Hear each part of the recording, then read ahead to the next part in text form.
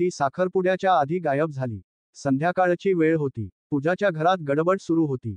तिच्या साखरपुड्याची तयारी चालू होती. घरात एक प्रकारचा गोडस आनंद दरवळत होता.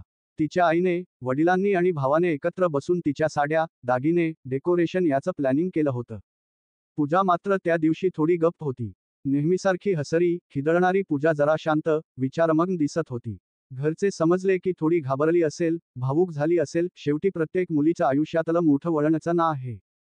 साखरपुडा दुसऱ्या दिवशी सकाळी 11 वाजता ठरलेला होता.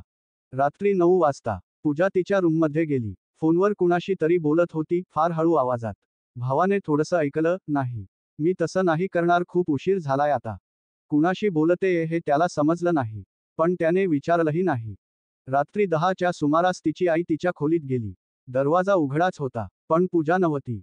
सर्व घर छानसलं गेलं, कॉल केले गेले, तिचे मित्र, मॅट्रिमोनीवाले, नातेवाईक, कुणालाही काही माहिती नव्हती. दुसऱ्या दिवशी, साखरपुड्याच्या दिवशी सकाळी, पूजा गायबच होती. साखरपुडा रद्द झाला. संपूर्ण गावभर बातमी पसरली. पोलीस केस झाली. मोबाईल ट्रेस झाला. शेवटचं लोकेशन गावाच्या बाहेरच्या सावर्डे डोंगराच्या मागे असलेल्या एकट्या पाणवठ्याजवळचं. ती जागा गावात मनहूस म्हणून ओळखली जायची. संपूर्ण आठवडा गेला. पूजा कुठेही सापडली नाही. तिच्या आईचा आवाज गेल्यासारखा झाला. बाबा काही खायला तयार नव्हते. घरात गारठा पसरला होता. दररोजच्या वर्तमानपत्रात तिचा फोटो यायचा, हरवलेली म्हणून. 8व्या दिवशी रात्री घरातल्या दरवाजावर टकटक झाली. बाहेर पूजा उभी होती. तिच्या चेहऱ्यावर पांढरटपणा होता. केस ओले. तिच्या साडीला चिखल लागलेला. पण डोळे मात्र भयानक शांत. कुणीच बोलू शकलं नाही. ती हसत हसत घरात आली.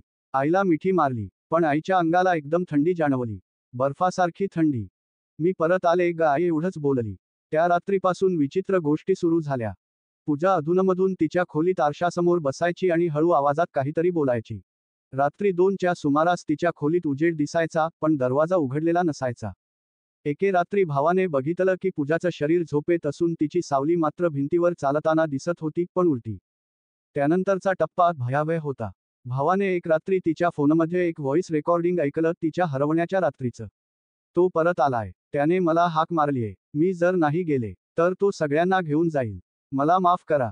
त्यांनी तात्काळ एका जुन्या साधूला बोलावलं, जो अशा आत्म्यांशी संपर्क साधतो. साधूने पूजा बघताच डोळे मिटले. शांतपणे म्हणाला, ही पूजा नाहीये. तिचं शरीर आहे, पण आत कुणीतरी दुसरंच आहे. शेवटी एका रात्री साधूने तिला आरशासमोर नेलं. मंत्र म्हणायला सुरुवात केली. पूजाच्या शरीरातून एक काळसर छाया बाहेर आली. ती रडत होती, पण चेहऱ्यावर पाझर होत होता, काळ्या पाण्यासारखा. मी त्या दिवशी तिथं पाणवठ्यावर तो मला खेचून नेलं. आणि एक मोठा किंकाळी देत तो आत्मा अदृश्य झाला. पूजा तिथेच बेशुद्ध पडली. काही तासांनी तिला शुद्ध आली. तिला काहीच आठवत नव्हतं. फक्त एवढं म्हणाली, आई माझं साखरपुडलं का? आई रडत तिला मिठी मारते. समाप्त. कथा संपली. पण पूजाच्या आरशावर अजूनही अधूनमधून ती सावली दिसते, असं तिची आई सांगते.